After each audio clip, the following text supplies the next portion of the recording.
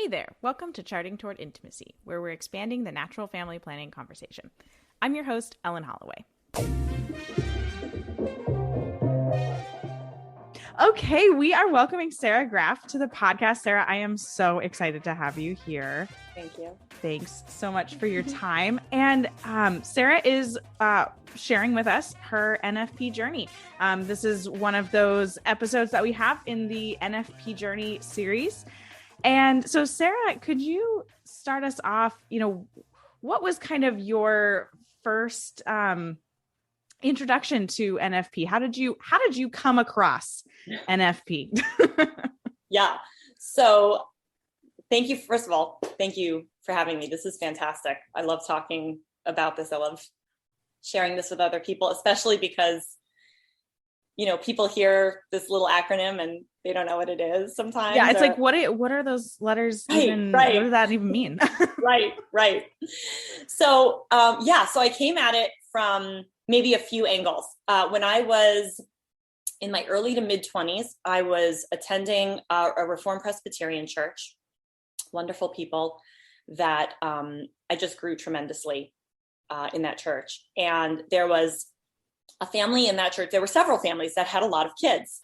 And some of them were practicing this thing called NFP. I'd never heard of this. I grew up in a fundamentalist Baptist denomination. We can talk about that later. But natural family planning was nothing that I had ever heard of. Sure. I was aware that some people were experiencing side effects with hormonal birth control. Mm-hmm. But I was not aware that anyone knew of anything that was an alternative. I think that's really common. Yes. We hear about, it's like people don't like the pill for one reason or another, but nobody knows what the alternative is. And the alternative is great. I mean, it has its drawbacks. We talk about that on the podcast, but the alternative is a way better. Oh, it's so worth it. Yeah. It's so worth it. So at the time I was battling with some endometriosis that I ended up having surgery for. So I bought the big Taking Charge of Your Fertility book. Which I think is still, you can definitely still find that. Right. So I bought it and, here I was kind of going through it and very interested in it, but, just really had no kind beyond some discussions about cervical mucus and cervical position and things like that. And I don't know, it kind of was in my head and then out, Yeah. So, and then I had heard, that, I don't know actually if all the families kind of continued practicing NFP. I'm not really sure if it was for health or for moral reasons or anything. And so the theology tied up in it, of course, I didn't hear about or learn about until so much later. Mm-hmm. So, yeah. Right. Well, and that theology aspect of it, I think in a non-Catholic sense is never discussed. I'm not sure that I've really ever met. And please, if you're a listener and you're not Catholic and you are practicing NFP for theological reasons, like I would so love to talk to you, please.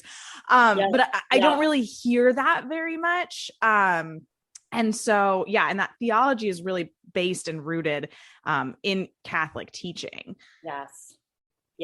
So tell me a little bit about, you've got a conversion story that's just really like, it's just tied in with NFP. And I think that's really cool. So tell me about this conversion process that you had. Yeah. So it's always really funny, especially because I have so many non-Catholic Christian friends, my family, I'm surrounded. And so it's always really funny when I say, with a straight face, I converted to Catholicism, and invariably someone thinks I'm kidding and they start laughing and, Oh no. Yeah. Always. It's really, really quite funny. But, where do I begin? So, I'm Italian. I grew up in Brooklyn, New York. Like a lot of conversion stories, I'm sure mine started before I was even born. So, my parents would probably describe themselves as former Catholics. My father in particular went to top all boys high schools in Brooklyn, schools that were, putting out priests and just some really phenomenal education. My parents have always had a really deep respect for Catholic education and utmost respect for the education that they received. So I think what happened was in the late 70s and early 80s, there was this movement in the city. Protestant missionaries kind of moved in and, for lack of a better word, started targeting historically Catholic groups for conversion. And so, a lot of Italians, Irish, Polish.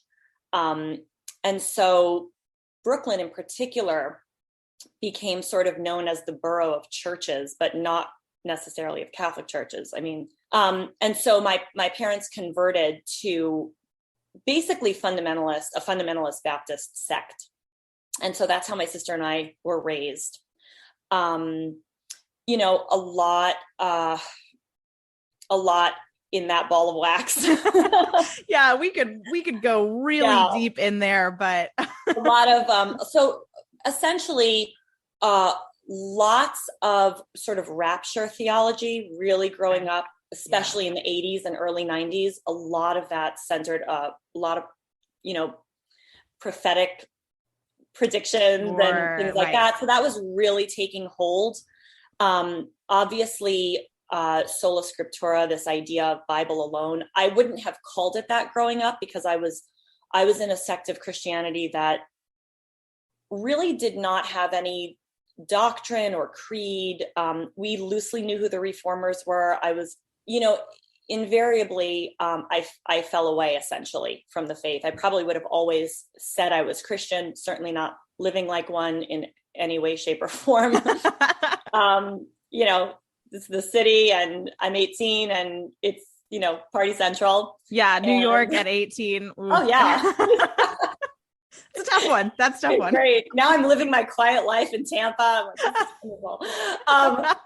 But yeah, and just, in a very liberal college also, and so birth control is just part of the culture. It's part of the world. And you're on it for acne or, all sorts of health reasons. It's the first thing that is suggested when you have an ovarian cyst. You have endometriosis. Well, go on the pill for a year and see if it gets better. So pervasive. Right. But even in my Protestant upbringing, the pill factored big time.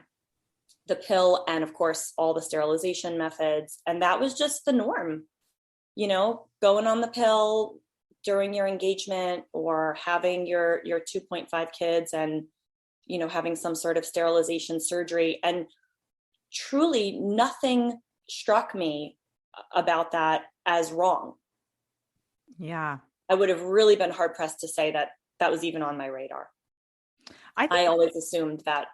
Yeah. That's what you do when you're married. I think that falls, just across the board, within our Catholic Church, unfortunately, in just like a full misunderstanding of the theological background on the teaching of human sexuality and marital intimacy.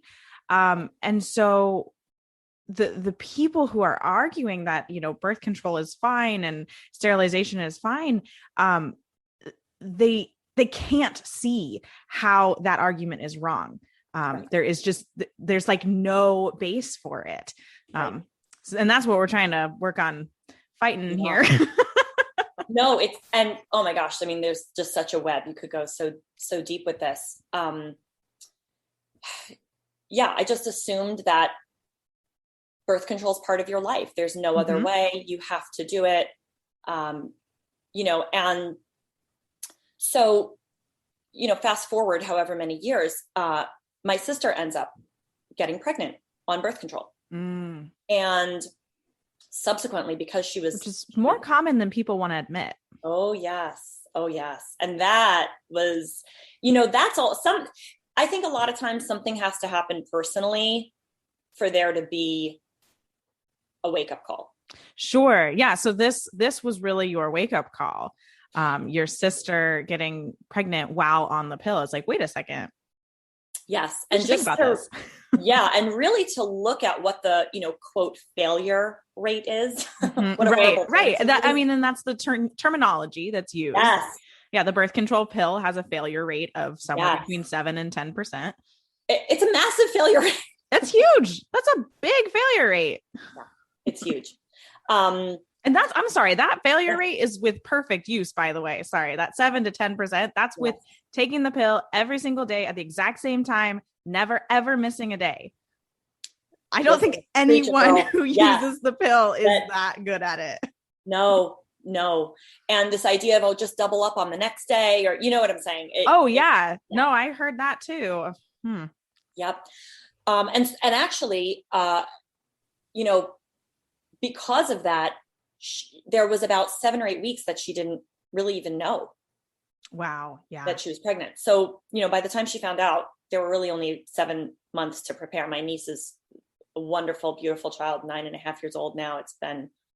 She's been the biggest blessing to our family ever. Wow, and my sister is the first person to say, to anybody who finds himself in that situation, come talk to me and it will all be okay. Truly, she's really good at that. So great. That is so great. So that was a huge witness, actually, for both of us, my sister and I, who probably at the time we would maybe have loosely said we were pro-life, but not to the extent today, right? Sure. So I think that was maybe a little seed on this pro-life journey. So here I was in sort of this Baptist upbringing, loosely, it's out of college. I'm not really going to church at all. I don't know if you hear my daughter crying. No, you're good. Okay. So, not in church, then started going back. A friend of mine actually died, and I was at the funeral, and I felt this. It's only happened to me about 2 or 3 times in my life, but this very intense, I don't know, the Lord speaking to me. I don't know what you would call it, but you're going back to church. Wow. And it was a big wake up call for me. And I was like, okay, I'll go, Okay, Lord. Yeah. Right. Great. So interestingly, a church in my neighborhood needed a pianist. And so I called and I said, look, I'll do it, So I show up, and it's this wonderful Reformed Presbyterian church that is not Catholic, right? They're Protestant, but they're doing all of these horrifyingly Catholic things, and I am horrified. Oh, tell me more. Oh, I like the skin on the back of my neck, and I'm thinking, I can't stay here. This is crazy town. They're saying the creed. They're taking communion every week. They're baptizing infants, and I'm like, what? Oh, no, can't do this. Nope. And at one point, I was sitting behind a family I was very close to, and we were all saying the creed, and I just stopped at the Catholic Church part. I wouldn't say that sentence. And then, of course, I continued. And so the dad in the family, so funny, turns around and just looks at me, did you not say the full creed? But making fun of me. But just skip. He just knew I wasn't there, And so here I am in this church, and now I'm really in crisis, because now I'm like, God, what is true? What is true? Like this. If this is true, then I was in the wrong place before. But if this is true, I need to know why, and then I need to stay here. If it's not true, I need to keep. And I was just in the throes of an existential crisis. Sure, yeah. And it was great. It was exactly what I needed. So in my mind, I made this really quick leap, and I said, okay, the Catholic Church is doing all of these things that I've been taught my whole life are wrong and anti-biblical and, abhorrent to God. But this church is doing them. So I needed to find out why. And I needed to find out why the Catholic Church was wrong. But this church, which in my mind was sort of a midway point between a more independent fundamentalist upbringing, this church was very liturgical. Like I just needed to find out where was everybody on the continuum, where right.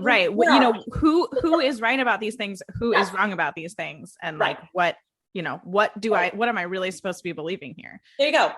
So I start ordering Catholic books on Amazon in secret, and I'm reading one of them in particular. In fact, Michael Corin. I absolutely love this book. I don't know where he is right now or what he's doing or what he believes, but he wrote this book, Why Catholics Are Right. And I bought it.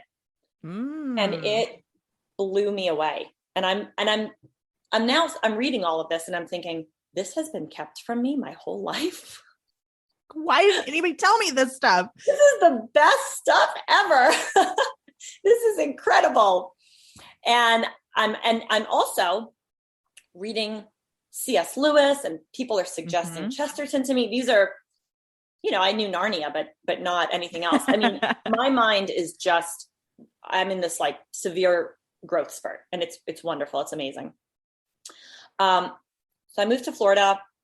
I have a master's degree in piano, which is great for playing piano and teaching privately, and really won't do much else for you.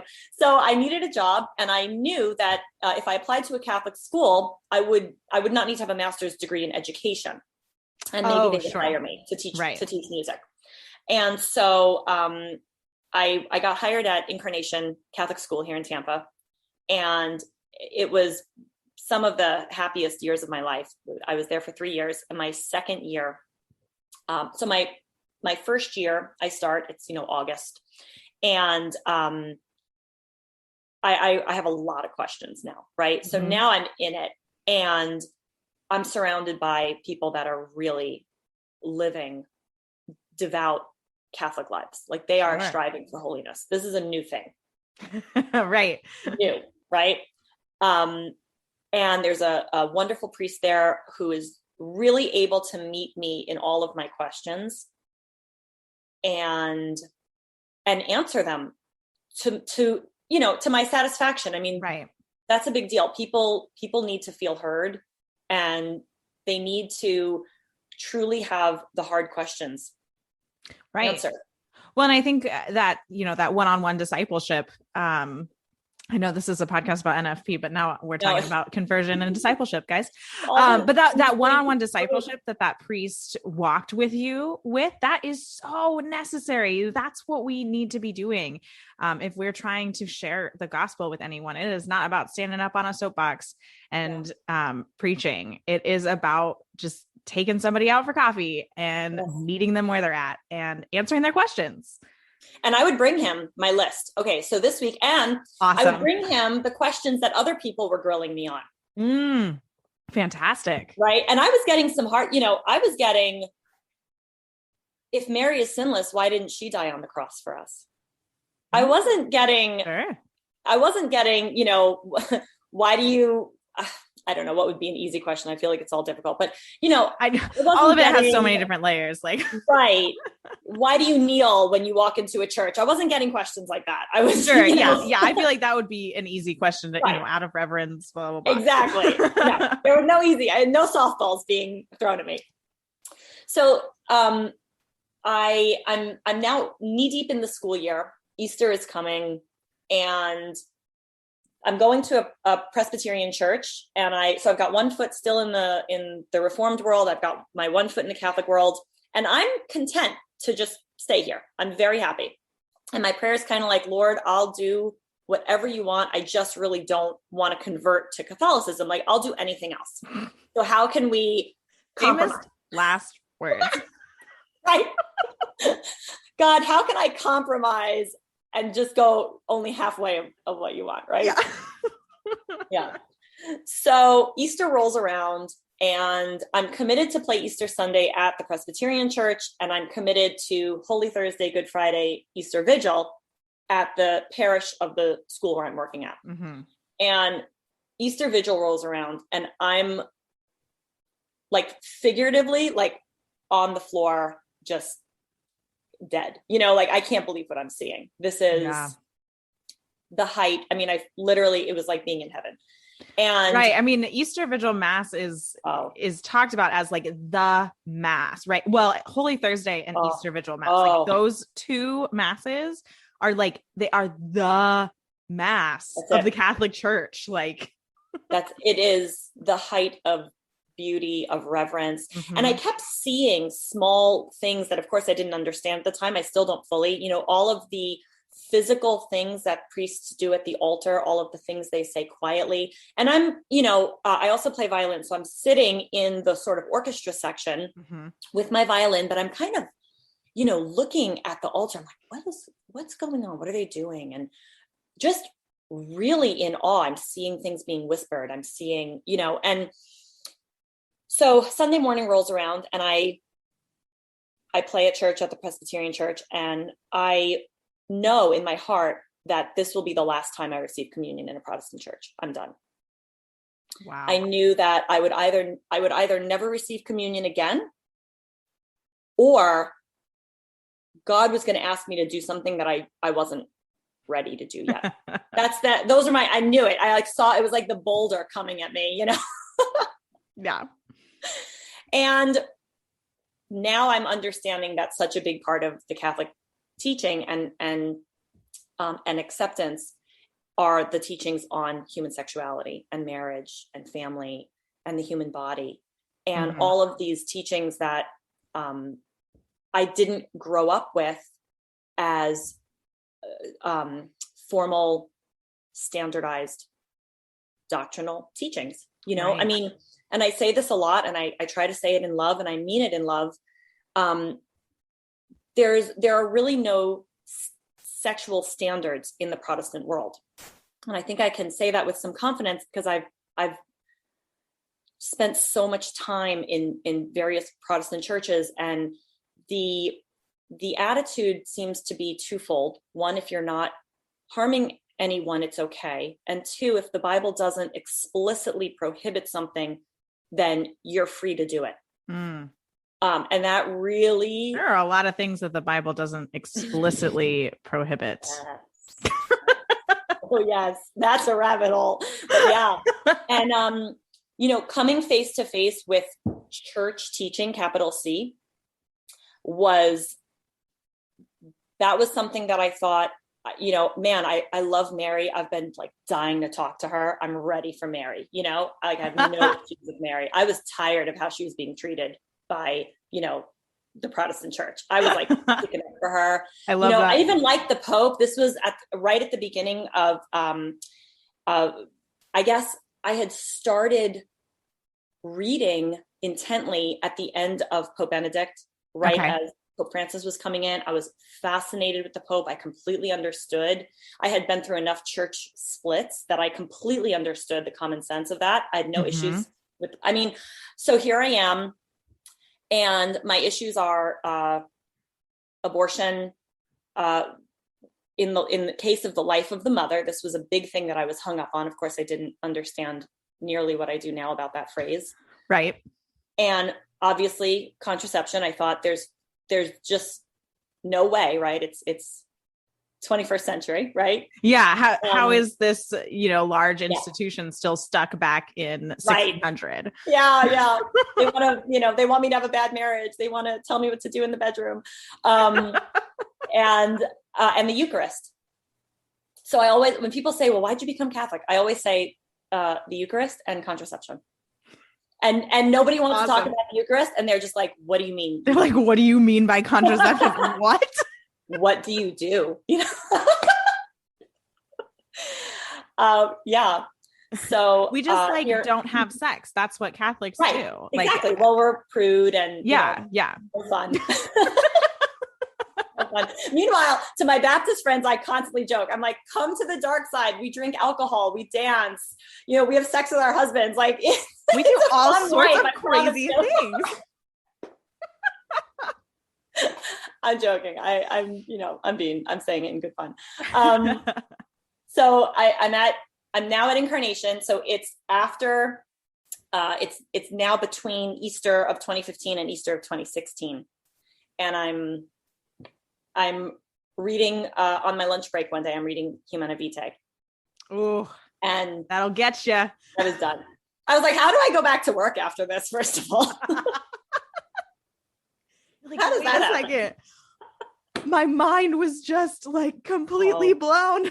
Oh, friends, if there is nothing else that you read for the rest of the year, it's public domain. Go get it. It's free. Free. Just go search it. It's on the Vatican's website. Print it out, highlight it, underline it, circle it. Or if you don't have a printer, then just read it online. Just read it online. That's what I did. I read it on my computer. And I remember I think that was one of the final like little walls. Like, I just thought, I'm done, because if this is not the truth, there is no truth, and I can just go do whatever I want. Sure. Right. And I think when we talked before we started recording this, you had mentioned, if the Catholic Church is right about this, that's it. Like that, then they must be right about everything else, because this makes so much sense. And so here I am, and I'm in my I'm really realizing now that I'm probably going to convert, right? I'm going to have to tell my parents. It's going to get out, like I can't. You can't really like secretly convert to the Catholic Church. No, there's no. The church is very much, and you learn this, right, about things being public. Oh yeah. Right. Like all masses are public, weddings are public, like everything. It's important. It is.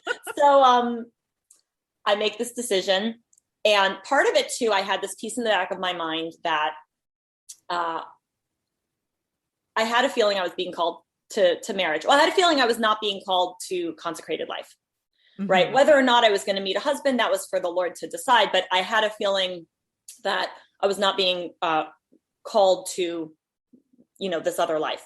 Right. And so here I am reading Scott Hahn, right, over and over. I end up marrying one of his students. Solid. So I always joke, the minute Greg said that on our date, I was like, okay, we're done. We can. You can just put a ring on my finger right there you now. go. We're done. Yeah. So here I am, right? I'm reading Scott Hahn and all of this, and I'm really realizing that if I were to get married, I wanted a Catholic husband. I wanted the truth, like, what is a Catholic marriage? And it's twofold, right? The idea that I can't do whatever I want to not have children, and I can't do whatever I want to have children. Yeah. And right. So, there are both sides of this. And we talk a lot about, I can't do whatever I want to not have children. Yeah. But that is a really important other side to it. You also can't do whatever you want to have children. Right. This idea that the child has rights. Mm-hmm. The child has a right to be born, into a certain family via a certain way. It really blew my mind. And it was something too, because I had the surgery for endometriosis about a decade prior. And, was I going to be able to have children? Right. I mean, just this idea that to be on the same page with someone, it came up on our first date. Boom. Very, very clear. I tell young women all the time, marry someone that you have the same values as. Yeah. Values. Who cares if they like chocolate cake and the same movies, and none of it matters. Values. That's it. And that got laid within the first 2 hours. And so fast forward, I ended up having a C-section. Mm-hmm. And just even in all of that, in using NFP post C-section, post surgery, just knowing that my husband was meeting me in that place, we really, we both, I had to heal, then we had to abstain, mm-hmm. Cycle had to return to normal. And NFP just, it's a way of practicing the ultimate trust. Yes. Absolutely. In both, there's more than two here. So not even both, in all of like trust in your spouse, mm-hmm. trust in God and his design, and trust in your fertility, and then trust in like your observations or your monitories. I think that you had mentioned you used Marquette postpartum. Yes. And I love it. I still use it. I will sing Marquette's praises until the day I die. That is so great. What a time to be alive. The monitor says low, high, and peak. Friends, you cannot screw this up. No, I mean, I'm so grateful for the monitor. I'm so grateful that this is, and I've actually heard that there's more at-home testing that's going to be available in the coming years. There's just getting so many. It's just getting started. Oh, it's just so fascinating. Different kinds of monitors and testing. I mean, there are like electrolytes in your urine that change, and there's like there's electrolytes in your cervical mucus that are changing throughout your cycle. Like there's all these different things that can be monitored and are being researched right now. Oh my gosh, we're totally getting on a tangent here, but it's very exciting. It's so exciting. And it's, and especially coming off the surgery, I feel like I'm in a unique position to say to people, it can be trusted. You do not need to insert something into your arm or insert, this device into your uterus. And, having that hard but loving conversation, many of these hormonal contraceptives do not prevent fertilization. They prevent implantation. And anybody who is of faith, who's a Christian, who's a person of goodwill, should know that truth. And to be able to then really look and say, is this something that I should be doing? And despite the fact too, that I was sitting online reading the FDA contraception document. It was 99 pages. Oh my goodness. This should be in the hands of every woman between the ages of 18 and 48 in this country. It is so scary.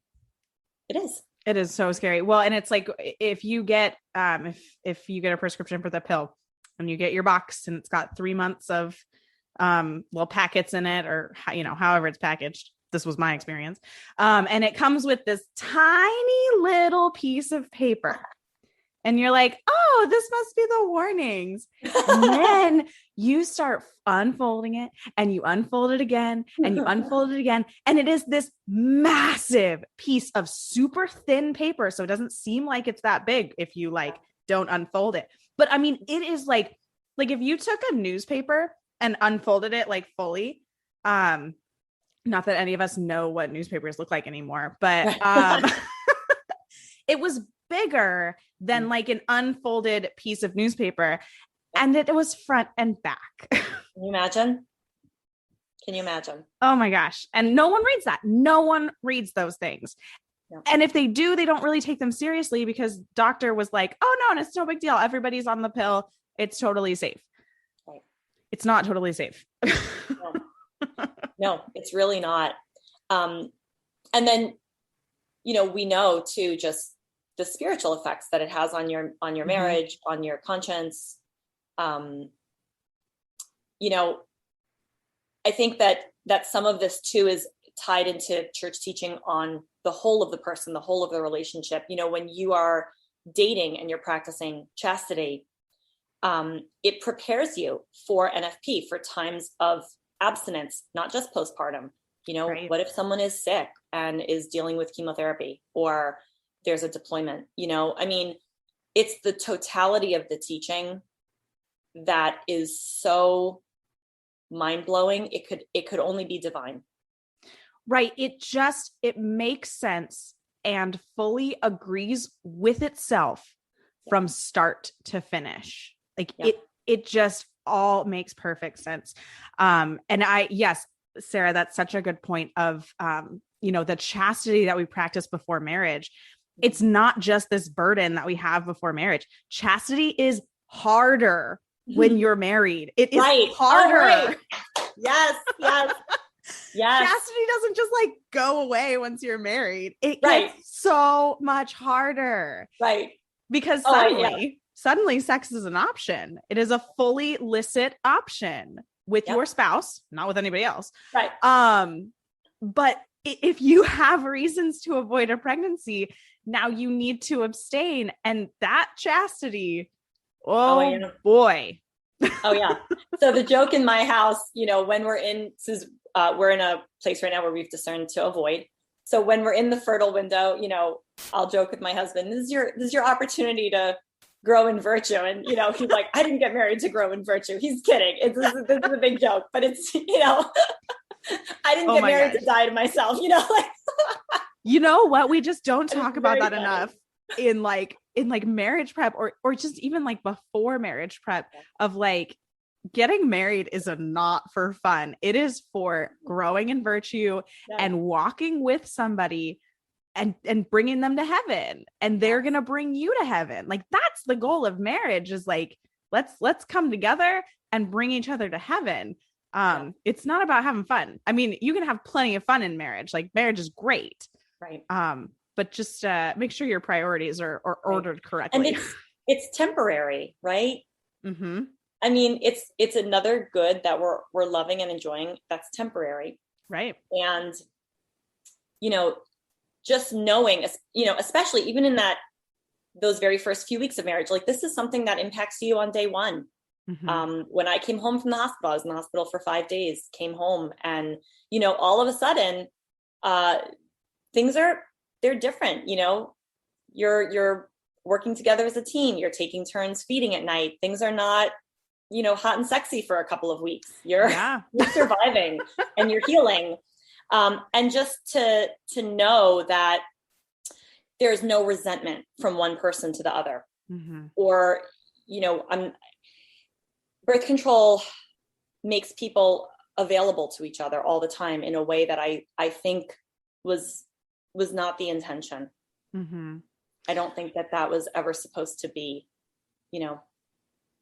Right. Well, just the full understanding that you and your spouse have of the teaching on sexuality and marital intimacy, and how NFP fits as a perfect puzzle piece into that teaching. And that is where that trust that you're talking about lies. It's not just that one of you is saying, okay, we have to practice NFP just because that's the Catholic Church thing to do. It's like, no. Right.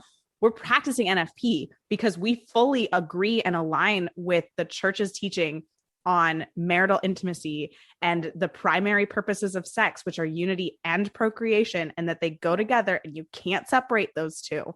Right. And so we fully understand that. We fully agree with that. And so therefore, that means we have to live that out. We have to practice that. And that means if we're not ready to have a kid, then we're not ready to have sex. Right. Right. And that, it's like 100 years ago, I feel like that would have been a very normal statement. Right. I think there was a better understanding just of our general fertility and the purpose of sex 100 years ago. And now with the birth control so prevalent in our society, it's like people are, and we've talked about this on the podcast before, but like when someone's confused that they got pregnant, it's like, no, you got pregnant because you had sex. Yeah. Like that's why your body did what it's supposed to do. Yep. And your birth control did what it does, which is fail. Yeah. So everything works. Everything's working just as it should. And that's the truth. It's a very hard thing to say and hear, but that is the truth. Yeah. Right. So yeah, exactly. How did this happen? Well, yeah. I wasn't there, but I can tell you how it happened. Yeah. Do we need to go back to biology class? Right. Oh my gosh. Sarah, this has been so fun. Thank you so much for sharing your story. Is there anything else you wanted to add in before we close out? No, just, if you're someone who is feeling maybe the pressing truth, the Holy Spirit, or you're curious, or you're on the pill. Maybe you're not sexually active. You're just a single woman who's on the pill and you don't feel good. I don't know if you're feeling that, follow that thread where it leads. Mm-hmm. Fantastic. Pray about it, follow it. The Lord will reveal the truth to you. I firmly believe that if you're looking for the truth, there's only one truth and God will give it to you. Definitely.